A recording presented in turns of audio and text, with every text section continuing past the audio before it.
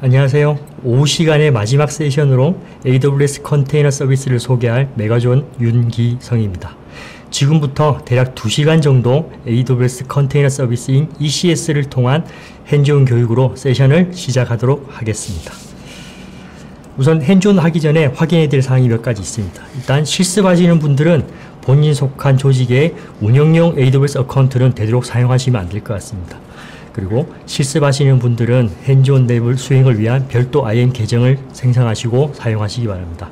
그리고 실습용 AWS 어카운트에 EC2, VPC, 그리고 ALB 등에 대한 리밋은 꼭 확인을 해주시기 바랍니다. 그리고 인터넷 익스플로러, 최신 버전의 크롬, 파이어폭스 또는 사파리 등을 사용해서 실습을 진행하도록 하겠습니다. 그리고 제일 중요한 실습 종료 후 생성한 자원들은 모두 삭제해 주시기 바랍니다. 자, 이번 핸즈온에서 우리가 구성할 아키텍처입니다. 서비스용 ECS 클러스터를 구성하고 그리고 클라우드9을 이용해서 도커 파일을 생성하고 작성해서 커밋이 완료되면 자동으로 ECS 클러스터까지 배포를 해서 새로운 버전으로 서비스하는 배포용 파이프라인을 구성하도록 하겠습니다. 네, 앞서 세션에서도 소개됐지만 아마존 엘라스틱 컨테이너 서비스 즉 ECS는 다커 컨테이너를 지원하고 AWS에서 컨테이너와 기반 애플리케이션을 실행하고 확장할 수 있는 확장성이 뛰어난 고성능 컨테이너 오케스트레이션 서비스를 말합니다. 이 핸즈온 실습을 위한 상세 가이드 문서는 GitHub으로 공유되어 있고요.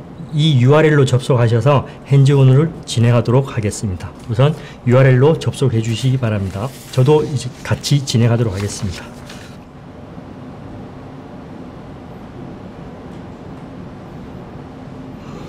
진행 과정 중에 궁금하신 점은 이제 채팅창에 남겨주시면 ECS뿐만이 아니라 컨테이너, 이 케이스 관련된 서비스에 대한 전반적인 내용도 저희가 답변을 드리도록 하겠습니다.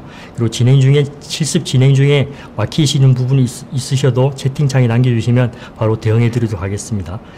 자, 이제 핸즈온 가이드 다 접속하셨나요? 자, 그러면 이제 실습을 진행하도록 하겠습니다.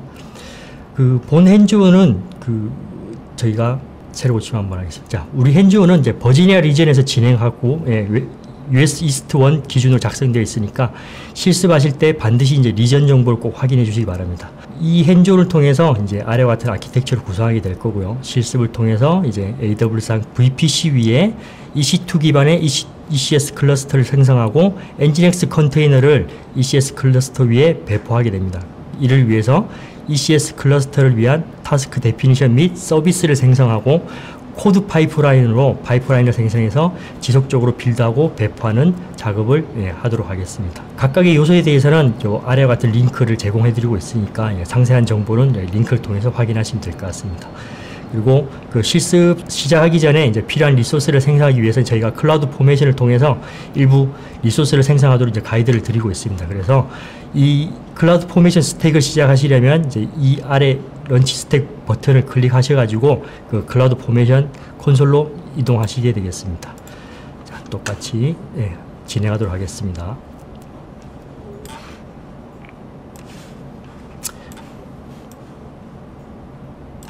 네, 포메이션으로 들어오게 되면 일단 링크를 클릭하시게 되면 자동적으로 S3 템플릿 경로와 기본적인 값들이 세팅되어 있습니다. 그래서 다음을 누르시고 스택 이름과 파라미터 값이 기본적으로 설정됐는지 확인하시면 되겠습니다. 그리고 다음 기본적인 내용을 확인한 다음에 다음 그리고 이 리뷰 화면에서도 앞서 세팅한 부분들이 다 확인된지 확인하시고 그리고 이 화면 하단에 이 기능 단계에서 AWS 클라우드 포메이션에서 IAM 리소스를 생성할 수 있음을 승인합니다 라는 체크 부분을 꼭 체크하셔가지고 스택 생성을 클릭해 주시면 되겠습니다. 그러면 동일하게 한 대략 10분에서 한 5분에서 10분 정도 걸리게 됩니다. 5분에서 10분 또 생성되는 동안 잠깐 핸즈온 참여하시는 분들에 대해서 몇 가지 소통을 좀 해보도록 하겠습니다. 우선 pol.ev.com 그리고 /mmg001 여기에 접속하셔가지고 일단 소통을 좀 해보도록 하겠습니다. 여기로 접속하시게 되면 일단 실시간 설문이 가능하게 되고요. 그래서 지금 핸즈온 참여하시는 분들이 이제 제가 질의드리는 요 내용에 대해서 어느 정도 소통이 가능한 그런 부분이 되겠습니다. 지금 이 핸즈온 세션에 참여하시는 분들이 대략 한 50명, 60명 정도 되는데, 지금 뭐 개인적이든 업무적이든 컨테이너를 사용한 경험이 있다라고 이렇게 답변을 주고 계시네요. 네. 아직 대부분 한 3분의 2 정도는 컨테이너를 사용을 해보셨고, 아닌가요? 점점 차이가 나고 있네요. 네. 그래서 컨테이너를 사용한 경험이 그래도 조금씩 많으신 것 같고, 네, 어쨌든 점점 이제 컨테이너 환경이 대세가 되어가고 있는 것 같습니다. 그리고 다음 질문 드려볼게요. 자, 다음 질문은 이제 만약 컨테이너를 사용하시거나 사용할 계획이 있으시면 이 컨테이너를 이제 어떤 용도로 사용할 계획인지 좀 자유롭게 말씀해 주시면 서로 공유도 되고 내용 확인이 가능할 것 같습니다. 그래서 혹시 컨테이너를 어떤 용도로 사용하고 계신지 간단하게 말씀해 주시면 될 것 같습니다. 보통 일반적으로 뭐 개발 환경이나 아니면 뭐 POC, 뭐 기능 검증 이런 걸 할 때 뭐 간단하게 컨테이너를 사용해서 한다든지, 아니면 뭐 운영 환경, 구축 환경을 뭐 일어날 위해서 개발 스테이징까지는 뭐 컨테이너를 활용하고, 실제 뭐 운영 단계에서는 데디케이트된 장비를 쓴다든지 하는 뭐 그렇게 여러 가지 용도로 활용하고 계신데요. 네.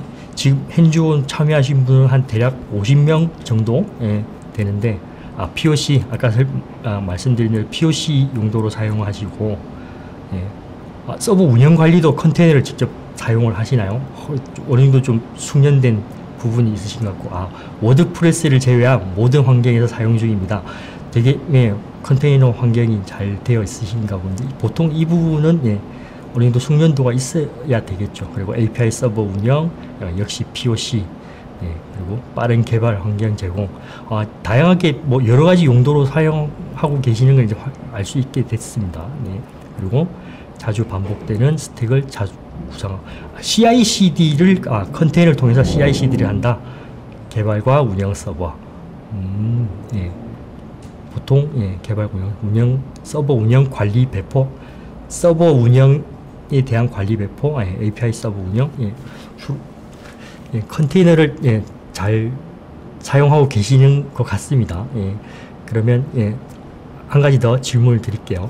그럼 어떤 환경에서 컨테이너를 사용하고 있는지 이제 좀 확인이 필요한데, 보통 이제 온프레미스나 AWS, 아니고 뭐 퍼블릭 클라우드는 뭐 구글이나 애저가 있을 거고요. 그리고 프라이빗 클라우드 같은 경우는 뭐 오픈스택이나 아니면 뭐 다른 그 파스 형태 이런 부분도 있을 거고, AWS가 현재까지 제일 많네요. 다음에 프라이빗 클라우드는 뭐 오픈스택 같은 게 되겠죠. 그리고 피보탈도 뭐 포함이 되겠네요. 피보탈 같은 거. 혹시 지금 다들 클라우드 포메이션은 다 크리에이트가 됐나요? 아니면 지금 크리에이트 되고 있는 중인 건가? 지금 잠깐 설문 받는 동안 잠깐 저도 확인해 보도록 하겠습니다. 새로 고침을 해보시면 일단 저는 전체 다 크리에이트가 완료됐네요. 지금 세션 하시는 분들도 다 완료됐다라고 제가 판단을 하고, 그러면 일단 설문은 여기까지 하고 다음 단계 진행하도록 하겠습니다.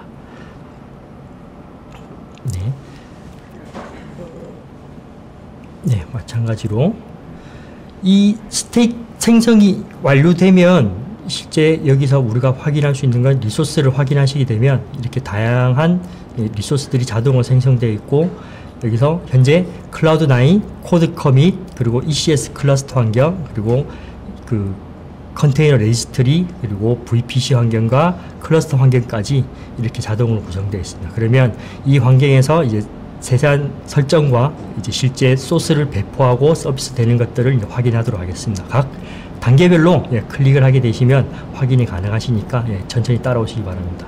일단 클라우드9을 이제 먼저 접속해 보도록 하겠습니다.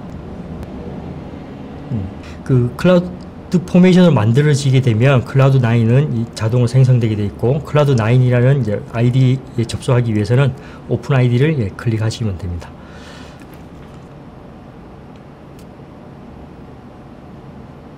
네, 그럼 동일하게 이 환경으로 나오게 될 거고요.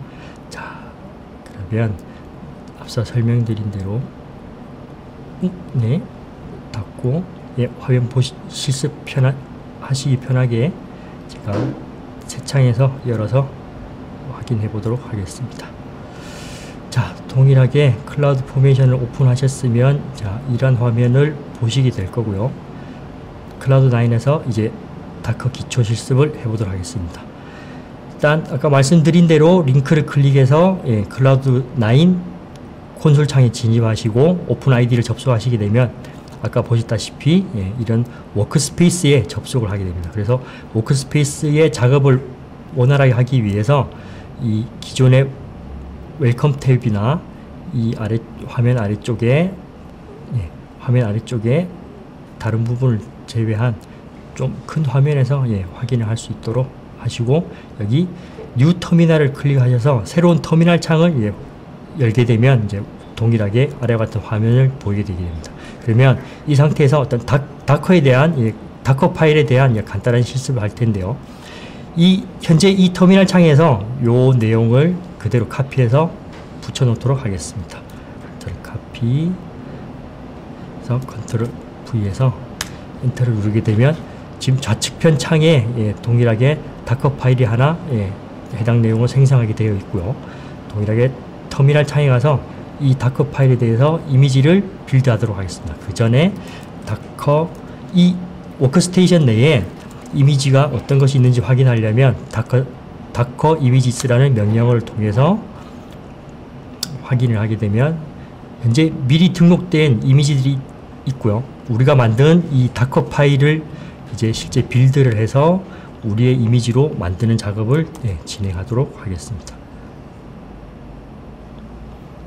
줄여서 전환이 편하게끔 하겠습니다. 그러면 여기서 동일하게 복사해서 붙여넣기 하시게 되면 이 워크스테이션 내에서 다커 파일 이 명세에 따라서 다커 이미지를 생성하게 되고, 확인하시게 되면 My nginx라는 다커 이미지가 생성이 되게 됩니다.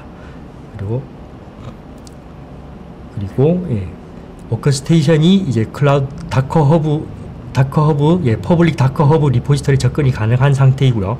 이 서치 명령을 통해서 우리가 일반적으로 사용하는 nginx 컨테이너 이미지를 저희가 찾아보도록 하겠습니다. 네. 화면이 좀 이렇게 나오긴 하는데,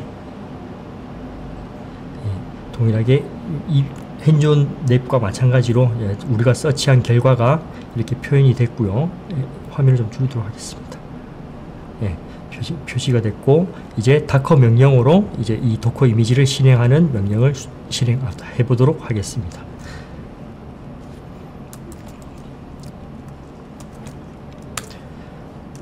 네, 그러면 지금 다커 명령을 실행을 했고, 다커 PS를 보게 되면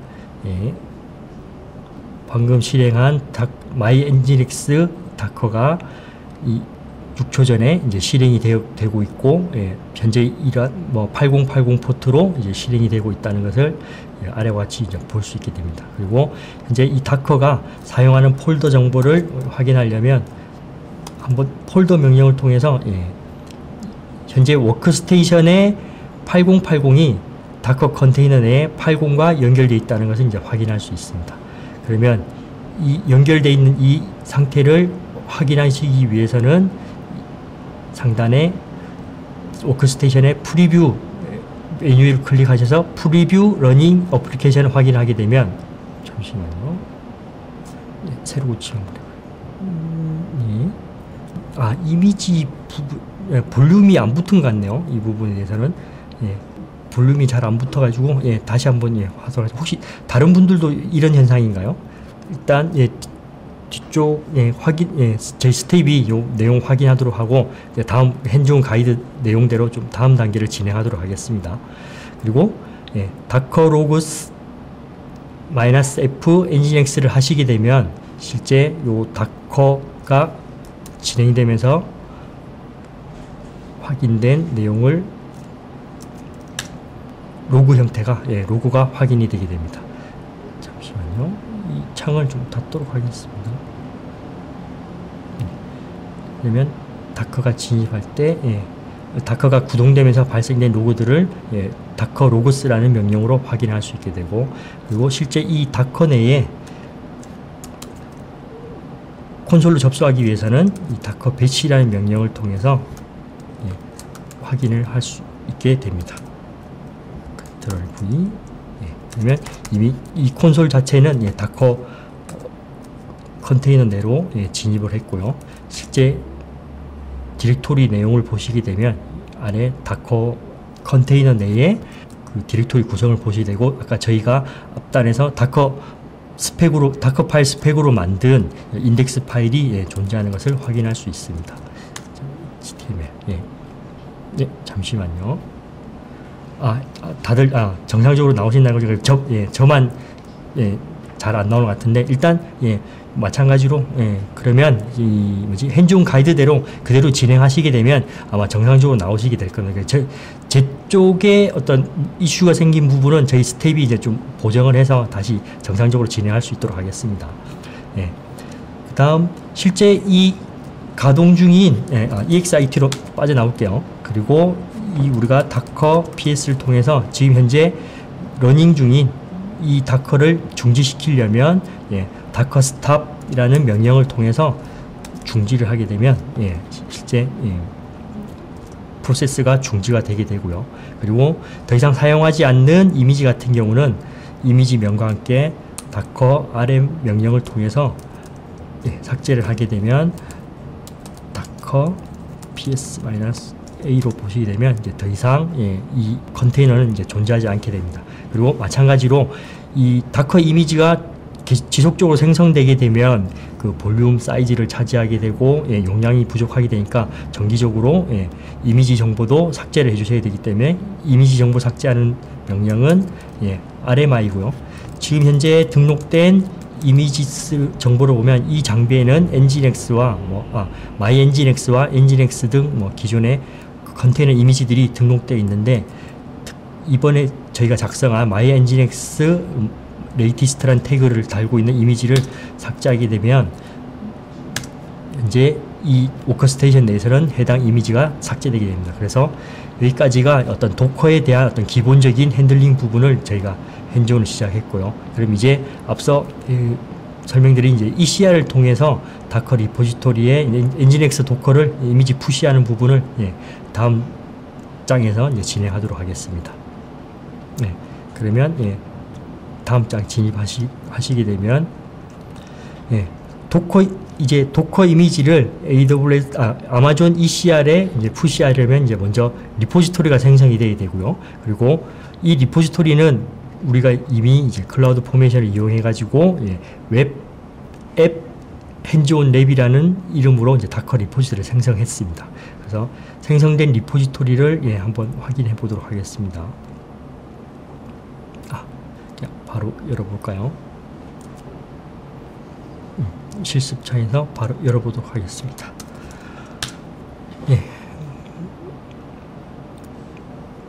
그러면 이미 생성되어 있는 핸즈온 랩 리포지토리가 확인이 되고요. 상세 내용을 들어가게 되면 현재는 리포지토리 저장소만 있고 상세 내역은 이미지가 푸시된 내역은 없습니다. 그러면 저희가 핸즈온을 하기 위해서 도커 이미지를 푸시해야 되는데, 실제 이 푸시하기 위한 명령어 그리고 이 리포지토리 명에 대해서 명과 관련된 푸시 명령은 AWS가 이제 기본적으로 제공해주고 있습니다. 그래서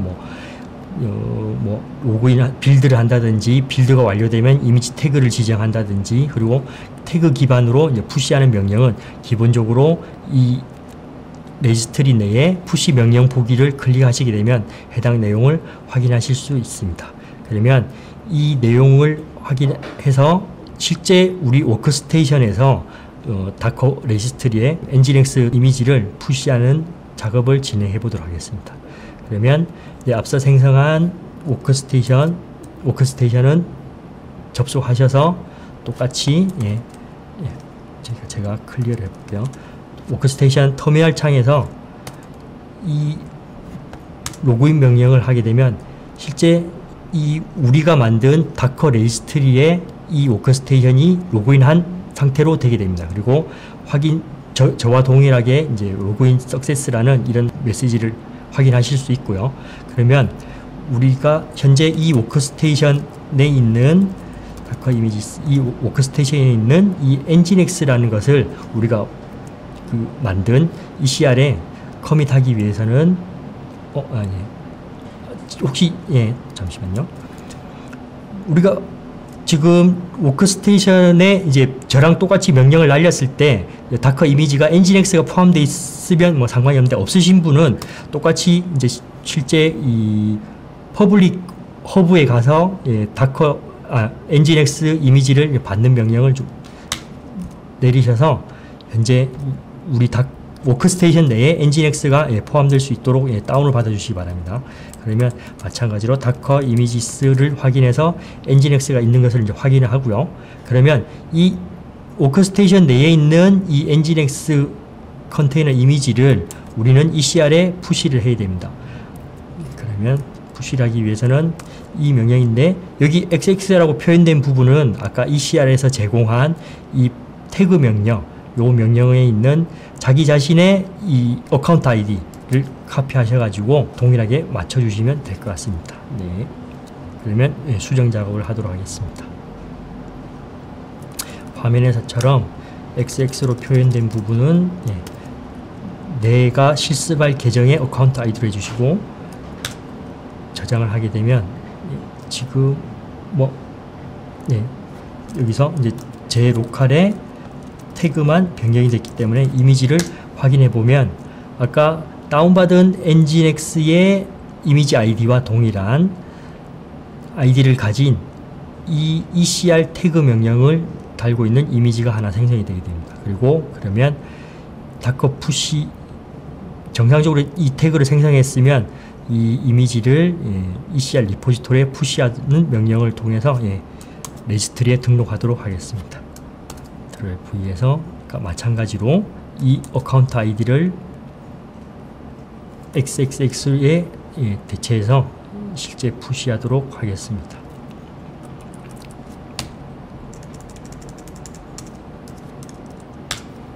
하게 되면 실제 내 워크스테이션에서 AWS ECR로 지금 이미지가 푸시가 되고 있고요. 이 부분이 완료되게 되면 실제 사이즈 정보와 푸시된 내역이 보여지게 됩니다. 그럼 여기까지가 실제 내 워크스테이션과 ECR이 연동되는 작업을 이제 핸즈온으로 추행을 했습니다. 그래서 ECR에서 다시 새로 고침해 보시면 내 워크스테이션에서 이제 실제 보낸 이미지에 대한 정보가 한 건이 등록되어 있는 것을 이제 확인할 수 있습니다. 그러면 다음 장에서 이제 실제 ECS의 타스크 디피니션을 등록해서 배포하고 클러스터 내에서 내 서비스가 동작할 수 있게끔 하는 작업을 진행하도록 하겠습니다. 그러면 핸즈온 랩에서 타스크 디피니션 작성하기로 넘어가도록 하겠습니다. 이 타스크 디피니션은 이제 실제 우리 ECS 클러스터가 클라우드 포메이션으로 생성된 것을 여기서 확인할 수 있고요. 그리고 이 메뉴에서 작업 정의라는 부분을 클릭하게 되면 실제 작업을 정의할 수 있습니다. 그러면 이 핸즈온 랩 가이드대로 작업 정의 그리고 create new definition을 하셔가지고 이제 새로운 작업을 정의를 해야 됩니다. 그러면 작업 정의 생성하고 타입은 EC2를 선택하고 다음으로 진행하게 됩니다. 그리고 이 작업 정의의 이름은 핸즈온 랩 다시 웹 앱이라고 정의를 하게 되겠습니다. 그리고 여기서 중요한 제일 마지막 부분에 볼륨은 제이슨을 통한 구성을 통해서 하게 되는데, 핸즈온 랩 가이드의 두 번째 단락에 보시면 실제로 작성된 제이슨 파일은 이제 다음과 같이 정의가 돼야 되고요. 이 부분을 카피해서 여기에 붙여 넣으시고, 중요한 건 이 이미지의 명을 아까 ECS 핸즈온 수행하시는 이 계정 정보를 여기에 붙여 넣으셔야 정확한 이미지 위치를 찾아오게 됩니다. 그래서 이 상태에서 저장을 하시고요. 그리고 이제 여기까지가 이제 작업 정의에 대한 부분이 다 완료됐기 때문에 생성 버튼을 눌러서 작업을 만들게 되게 됩니다. 그러면 실제 컨테이너와 여러 가지 디폴트된 설정 값들이 정의가 되게 되고 완료되면 동일한 화면을 보시게 되게 됩니다. 여기까지가 이제 작업을 정의한 내용이고, 이제 실제 작업이 정의됐으면 이 작업에 따라서 서비스를 할 수 있는 이제 애플리케이션 로드 밸런서를 이제 직접 작성하도록 하겠습니다. 애플리케이션 로드 밸런서는 앞에 EC2 메뉴처럼 EC2 콘솔에 접속하셔가지고 로드 밸런서를 생성해야 됩니다. 그러면 작업 탭에 가서 다시 한 번 더 진입해 보도록 하겠습니다. 그러면 EC2 화면이 뜨게 되고요. 이 왼쪽 메뉴 쪽에 아래쪽에 보면 로드 밸런스라는 메뉴를 클릭하셔가지고 실제 아무것도 없는 상황에서 로드 밸런서를 생성하게 되고, 로드 밸런서는 애플리케이션 로드 밸런서 ALB를 생성하게 됩니다. 생성을 클릭하고 난 다음에 이름은 핸즈온랩 ALB라고 작성해 주시고, 아래쪽 VPC는 우리가 워크샵용으로 자동으로 생성된 VPC를 선택하시게 되고, 가용 영역은 A와 B 다 선택해 주시면 될 것 같습니다.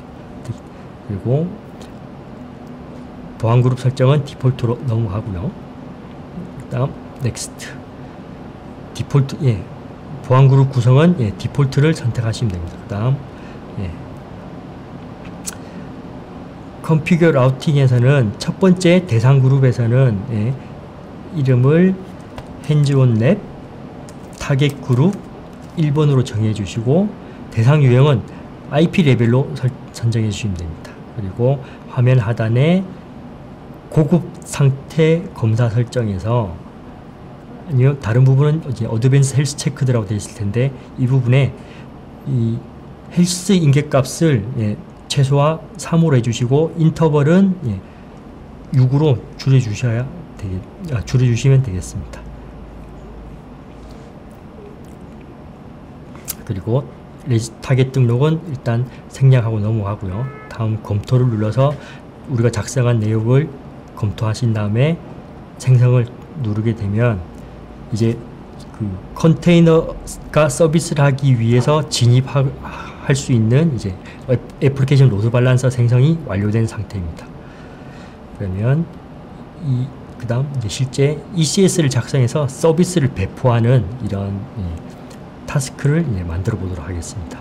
아까 열어두었던 ECS 창에 가셔가지고 다시 작업 정의를 누른 다음에 우리가 만들었던 이 작업을 클릭하게 됩니다. 그러면 실제 이 작업 정의 이제 리비전을 선택하라고 되어 있는데, 지금 아마 처음 만드신 분들은 여기 뒤에 핸즈온랩 웹앱의 1이라고 해서 아마 리비전이 이제 1번으로 되어 있을 텐데, 여기에 진입하시게 되면 이제 액션과 작업에서 서비스 생성을 클릭하시게 됩니다. 그러면 이제 서비스를 구성하게 되는데, 유형은 저희는 EC2 타입으로 하게 될 거고요. 클러스터는 아까 저희가 클라우드 포메이션으로 자동으로 만든 컨테이너 핸즈온랩 EC2 했죠. 클러스터 핸즈온랩을 선택하시게 되고, 서비스 네임은 핸즈온랩 웹 앱 잠시만요. 캡슐이네요. 안전하게 핸즈온랩 다시 웹 앱 다시 서비스라고 명칭을 잡겠습니다. 그리고 작업 개수는 저희는 2개가 돌아가게 될 거고, 이 배포 유형은 롤링 업데이트로 배포를 설정하도록 하겠습니다. 그리고 나머지 부분은 디폴트로 두시고 다음 단계로 넘어가고, 죄송합니다. 다시 이전 단계로 가서 작업 배치, 예, 컨테이너 핸즈온 랩, 예, 다음 단계 가서 예, 보안 그룹을 선택할 때 우리가 이제 이 작업이 들어가야 될 VPC 정보는 아까 저희가 클라우드 포메이션으로 자동 생성한 예, 신규 VPC를 선택하시고 서브넷은 여기에 보시면 서브넷 US 이스트 1번과 똑같이 US 이스트 1의 2B, AB 둘 다 선택을 하시면 됩니다. 그리고 시큐리티 그룹은 디폴트로 두시고 그 다음에 로드 밸런서 타입은 애플리케이션 로드 밸런서를 선택하시고요. 그리고 우리가 선택한 아까 애플리케이션 로드 밸런서를 선택하시게 되면 저희가 아까 생성한 핸즈온 랩 ALB를 선택할 수 있는 예, 콤보 박스가 나오게 됩니다. 그리고 이 로드 밸런싱할 컨테이너 선택은 예, 디폴트로 예, 선택이 되게 되고 그리고 타겟 네임은 잠시만요. 핸즈온 랩 안에 그리고 로드 밸런스에 하나 추가를 하시고 이게 우리가 프로덕션의 이제 운영 쪽에 이제 리스너 포트는 80의 HTTP가 될 것이고 그리고 타겟 그룹 네임은 우리가 생성한 핸즈온 랩 타겟 그룹 1번을 선택하시면 됩니다. 네, 그리고 다음 단계를 눌러서 진행하게 되고 네, 오토 스케일링은 디폴트로 그냥 서비스를 원하는 서비스 개수를 조정하지 말라는 좀 디폴트 설정을 한 다음에 다음 단계로 진행하게 됩니다. 그러면 예, 리뷰 화면이 나오게 되고 저희가 설정한 값들이 예, 이상이 없는지 검토를 하신 다음에 서비스 생성을 클릭해서 서비스를 만들면 되겠습니다. 그러면 실제 이 작업에서 우리가 만든 작업 정의가 되게 되고요. 그리고 상태를 확인하게 되면 지금 원하는 상태는 러닝인데 지금 현재 마지막 상태는 프로비저닝으로 되어 있습니다. 그래서 새로 고침을 하게 되면 현재 펜딩이고 예, 점점 러닝 상태가 돼야 예, 정상이 되게 됩니다. 그러면 실제 이 작업 상태는 러닝 상태가 되게 되고 여기서 이 세부 정보 디테일 탭으로 진입하셔가지고 여기에 걸려있는 타겟 그룹에 대한 이 상세 정보를 새 창에서 열어보면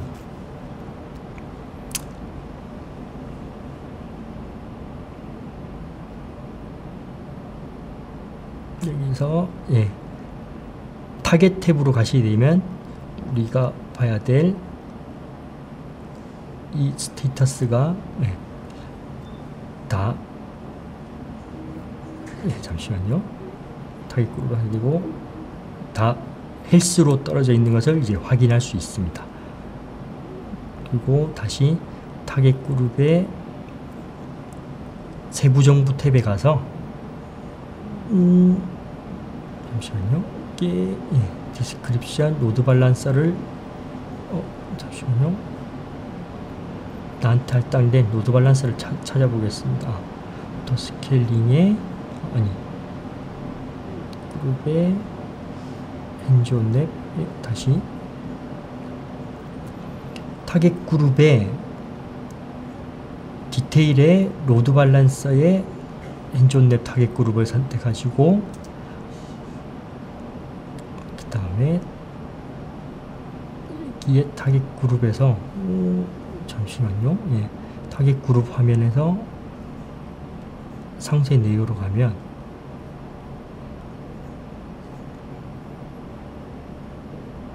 왜 이렇게 나올까요? 자, 포트 핸즈온 네, 새 창이 열리네요. 예, 로드 밸런서 정보를 보게 되면 리스너라든지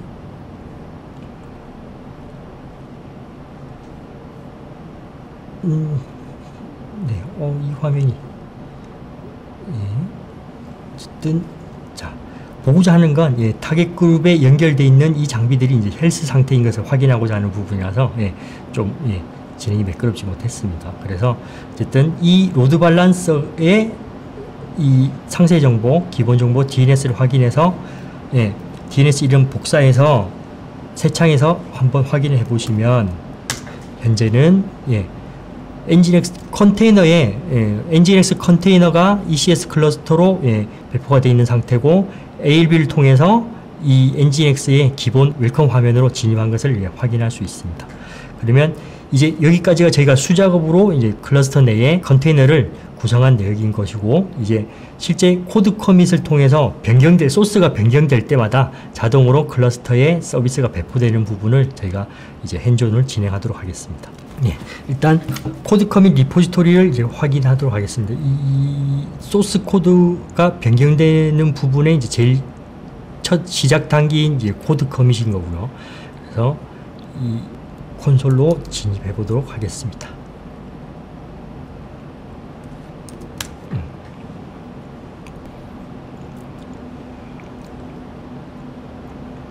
네, 이 컨테이너 핸즈온 랩이라는 이 코드 커밋이 이미 클라우드 포맷을 통해서 등록이 되어 있고 현재 아무것도 없는 빈 상태라서 이 연결 단계에 대한 상세 소개 페이지만 나와 있는 상태입니다. 그리고 우리 리전이 버지니아 북부인지 확인을 해 주시고요. 자, 그럼 이 비어있는 리포지토리 상태에서 우리는 아까 작업하던 클라우드9 화면으로 가서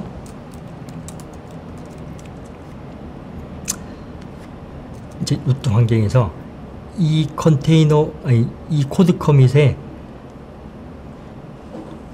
저장소를 클론을 받습니다. 클론을 받게 되면 이 워크스테이션 내에서는 이제 코드 커밋과 워크스테이션의 이제 어떤 소스 공유가 되는 이제 환경이 구성이 되었고요. 워링이 뜨긴 할 텐데 이 워링 자체는 일단 비어있는 리포지토리를 이제 받았다는 그런 의미라서 큰 오류 부분은 아닙니다. 그러면 지금까지는 이제 코드 커밋 리포지토리를 생성했고 이제 연결된 부분을 확인했습니다. 그 다음에 실제 이제 코드 커밋 리포지토리에 다커 파일과 빌드 스펙을 작성해서 이제 빌드 배포를 할 수 있는 환경을 구성해 보도록 하겠습니다. 일단 아까 이 클론을 받았으면 현재 클론된 상태를 보게 되면 우리가 처음에 작성한 다커 파일이 있을 거고요. 그리고 그 클론을 받게 되면서 생성된 이 컨테이너 핸즈온 랩이라는 코드 커밋 리포지토리가 이제 로컬에 생성되게 됩니다. 그래서 코드 커밋 리포지토리 안으로 진입해 보도록 하겠습니다. 그러면 여기서는 git으로 관리되는 영역이라서 이 git에 대한 브랜치 정보가 표시되게 되고요. 그래서 git 상태를 확인해 보도록 하겠습니다. git 스테이터스를 하게 되면 아직 아무것도 없다라는 내용이 표시되게 됩니다. 그러면 자, 여기서 우리가 다운로드 받은 이 컨테이너 git 디렉토리에서 신규로 파일을 하나 생성합니다. new 파일이라고 생성하게 되고 이 new 파일의 네임은 아까 다커 파일로 해보도록 하겠습니다. 리네임을 눌러서 다커 파일이라고 생성하게 되고 새로 하게 되면 지금 현재는 아무것도 없는 상태고요. 그러면 이 다커 파일 내에 우리가 이제 그 소스 변경에 대한 작업을 진행하기 위한 다커 파일에 대한 명세를 여기다 작성을 하게 됩니다. 그래서 기본적으로 헬로 월드라는 내용이 표시될 수 있도록 하고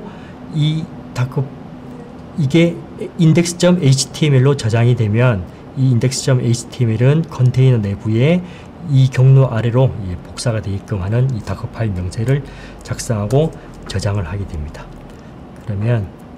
그리고 아까 빌드 스펙이라는 이 AWS 코드 빌드가 사용할 빌드 스펙 파일을 하나 더 동일하게 추가하도록 하겠습니다. 그래서 new 파일의 파일명은 빌드 스펙이라고 선언을 하시고 빌드 스펙 내용을 여기 아래와 같이 그대로 카피해서 붙여넣기를 하는데 여기 제이슨까지 카피해서 붙여놓도록 하겠습니다. 그래서 여기서 주의할 점은 여기 리포지토리 URI의 아까 어카운트 ID 이 부분이 지금 실습하시는 계정의 어카운트 아이디가 될 수 있도록 수정을 해 주셔야 됩니다. 이 부분은 아까 우리 터미널 화면에서 아니면 다른 부분에서 일부 좀 카피를 해 오도록 하겠습니다. 어디 갔지?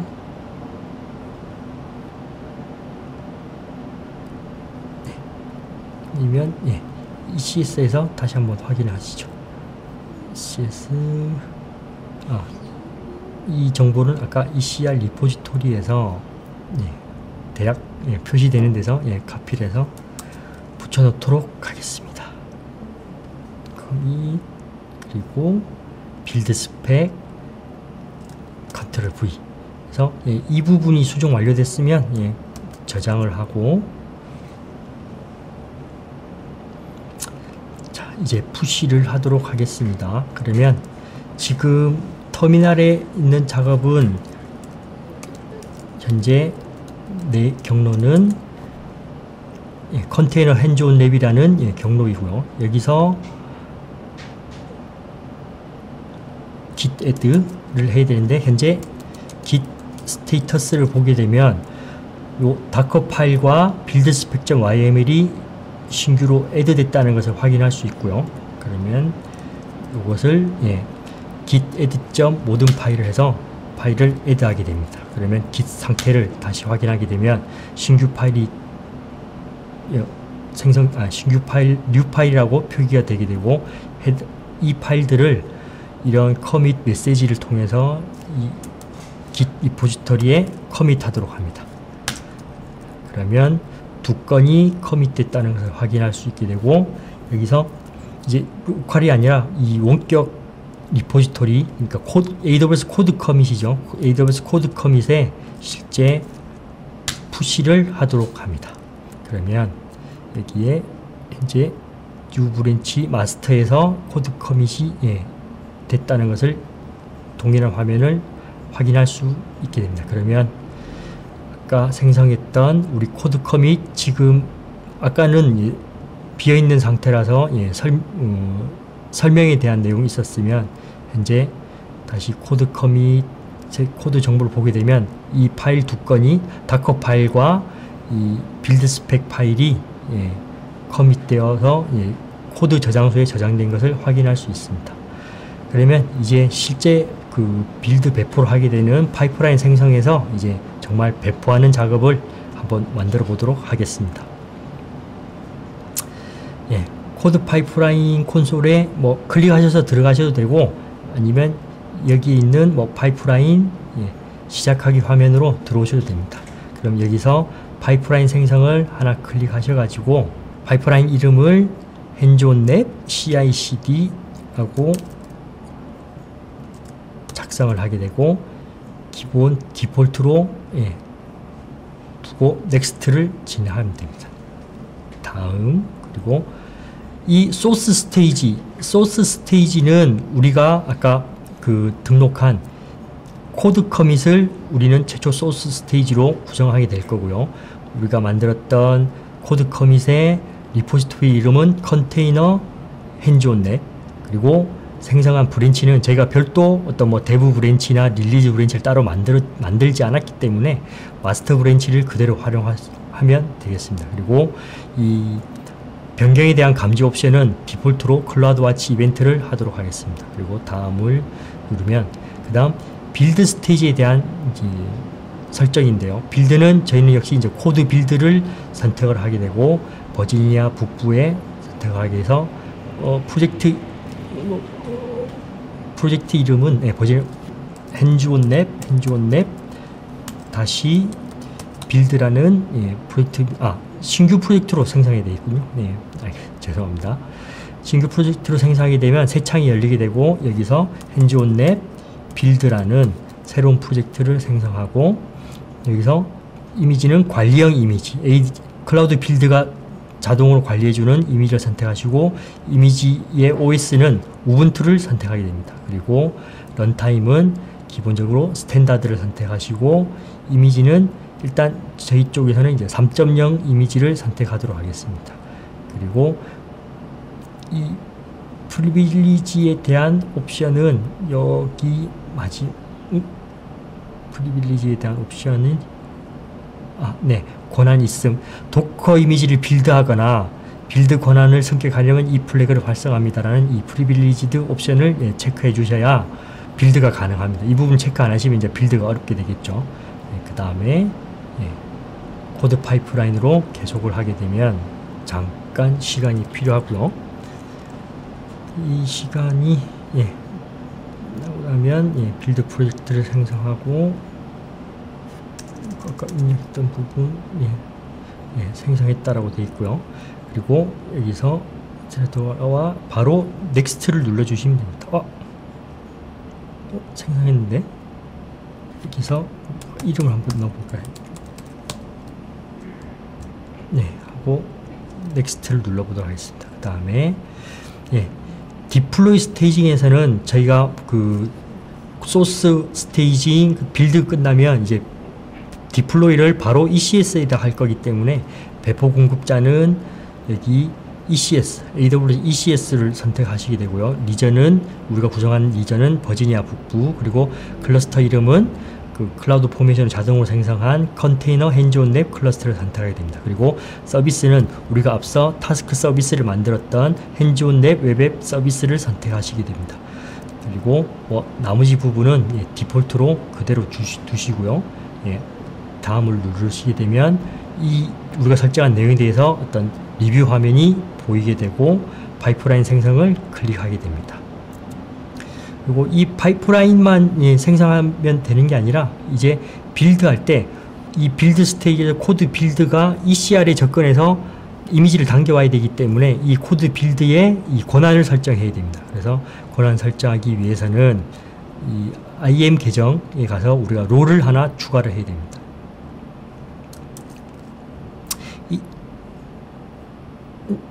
실패가 되게 되겠죠. 잠시만요. 저희가 IAM 계정으로 가서 혹시 진행하시다가 잘 안 되시면 채팅창에 남겨주시기 바랍니다. 자, 롤을 하나 만들도록 하겠습니다. IAM 계정에서 역할을 클릭하고 우리가 검색란에 코드 빌드 핸즈온 랩 빌드 서비스라는 우리가 코드 파이프라인에서 만들었던 잘 안 보이네. 롤을 선택해서 클릭을 하게 되면 여기서 정책 연결, 어태치 폴리시를 선택하시게 되고요. 정책 연결하게 되면 여기서 일단 이 아마존 EC2 컨테이너 레지스트리 파워 유저라는 어느 정도 권한이 좀 다양하게 많은 이 권한을 선택하게 됩니다. 이런 부분은 저희 실습할 때만 사용하시고 이제 실제 운영 계정이나 서비스 하실 때는 세세한 권한 설정이 꼭 필요하게 됩니다. 일단 실습을 위해서 저희가 파워 유저 정책을 선택을 한 것이고요. 그 다음 선택이 완료되면 다시 저희 파이프라인으로 다시 와서 변경사항 릴리즈를 다시 한번 클릭을 해보도록 하겠습니다. 그러면 자동으로 진행이 되게 될 거고요. 핸즈온 랩 가이드대로 이 부분이 디플로이까지 진행이 되게 됩니다.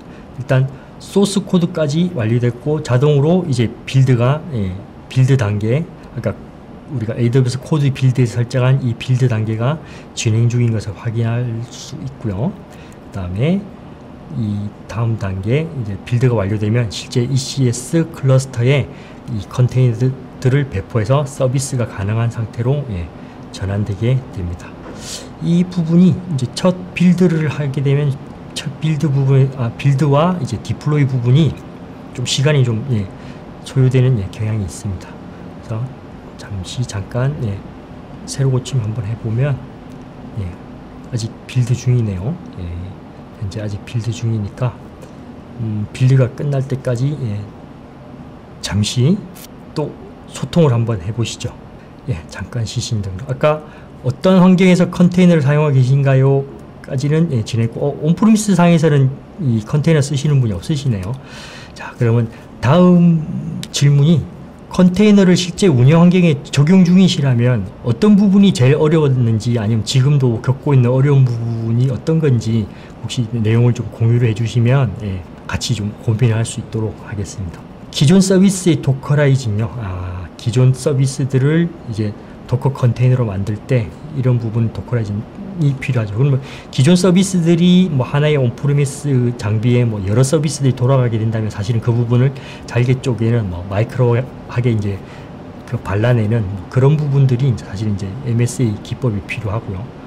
그 다음에 서버의 부하가 심해질 때 운영 중인 서비스를 중지하지 않고 서버 중설.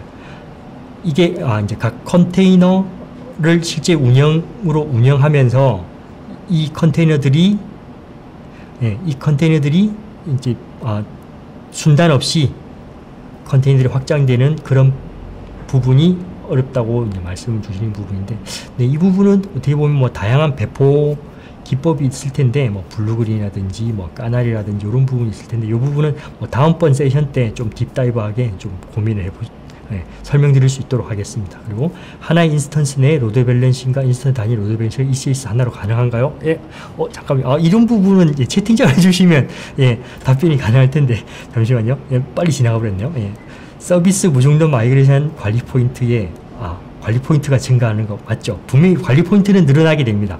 그리고 EC2 위에 컨테이너를 올려서 오토 스케일링을 운영하고 있는데 ECS EKS를 적용하고자 합니다.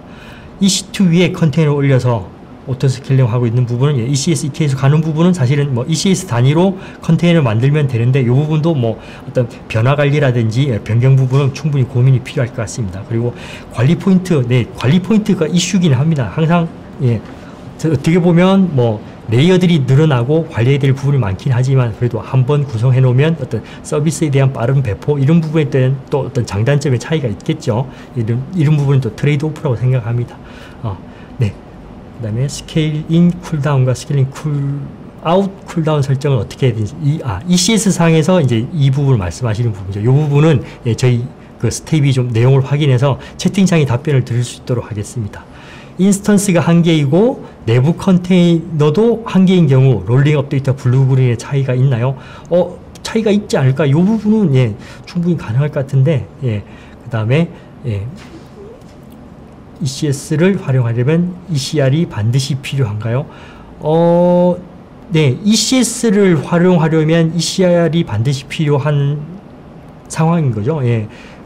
왜냐면 저희가 뭐 한 땀 한 땀 수작업으로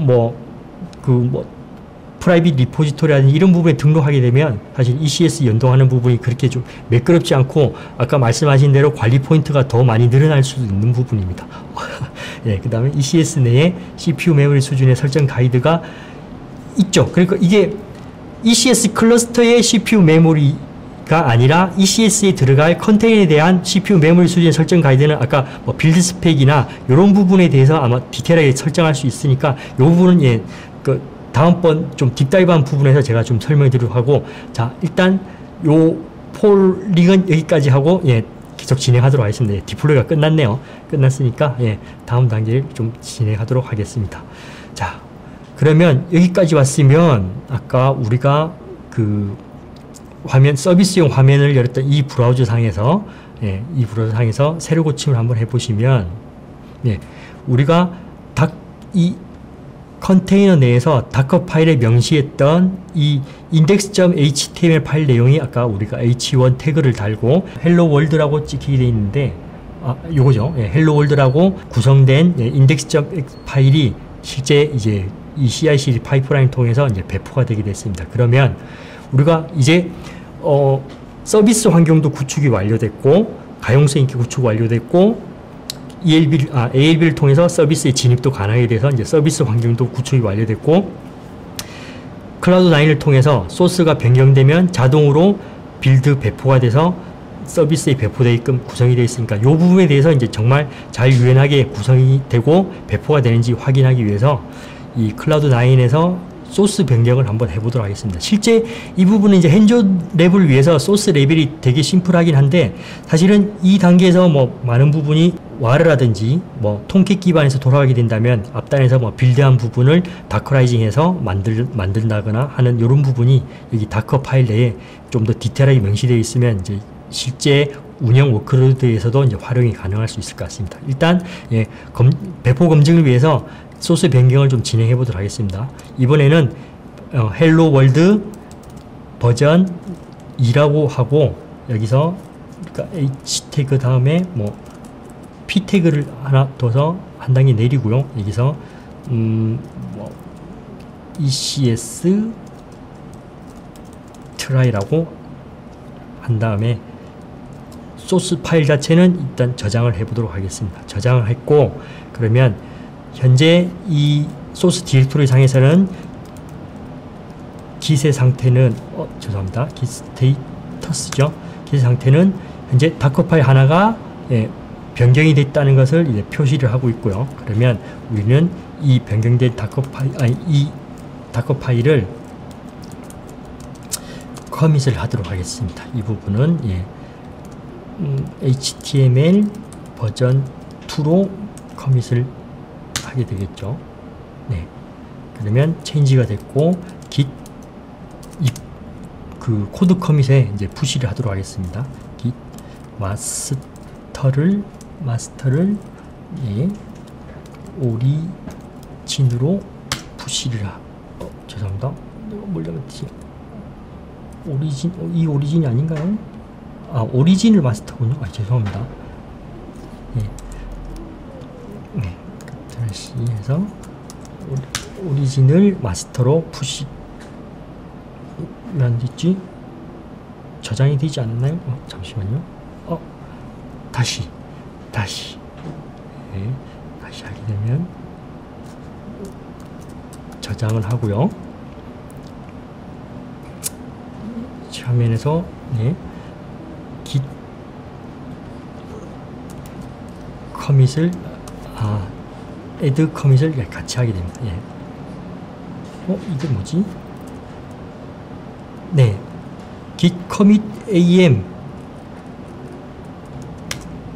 지금은 nothing이겠죠. 그리고 다시 푸시를 하도록 하겠습니다. 푸시 오리진에 마스터 푸시를 하게 되면 실제 36B2E라는 요 태그를 달고 자동으로 푸시가 되게 됐고요. 그러면 코드 파이프라인 상에서는 여기서 저희는 이제 소스만 변경하고 푸시를 하게 되면 코드 파이프라인이 자동으로 트리거링 돼서 코드 커밋에 대한 변경 부분을 확인하고, 이 다음 단계에서 자동으로 빌드가 지금 진행이 되고 이제 디플로이 대기 중에 있습니다. 이 부분도 뭐 디플로이가 조금 시간이 걸리게 되게 되니까 조금 시간이 지난 후에 이 소스 코드 서비스 페이지를 접근하게 되면 변경된 부분을 확인할 수 있게 될 거고요. 지금 현재 이제 빌드 중에 있습니다. 마찬가지로 빌드의 막간을 이용해서 뭐 하나 더 여쭤보도록 하겠습니다. 이제 저희가 이제 컨테이너를 이제 핸즈온을 했는데, 사실은 이제 이 컨테이너만 가지고는 이제 운영 워크로드에 서비스 하기에는 이제 많은 어려움이 있고, 정말 많은 서비스들을 운영하기 위해서는 이제 실질적으로 이제 뭐 쿠버네티스라든지 뭐 메소스 같은 이제 뭐 오케스트레이션 도구를 사용하고 있는데, 연장선상의 질문으로 뭐 컨테이너와 오케스트레이션 도구의 어떤 장점은 어떤 부분이라고 생각하시는지 좀 의견을 여쭙고 싶네요. 그래서 지금 개발자 생산성 향상이 이제 제일 장점이다 라고 판단하시는 분.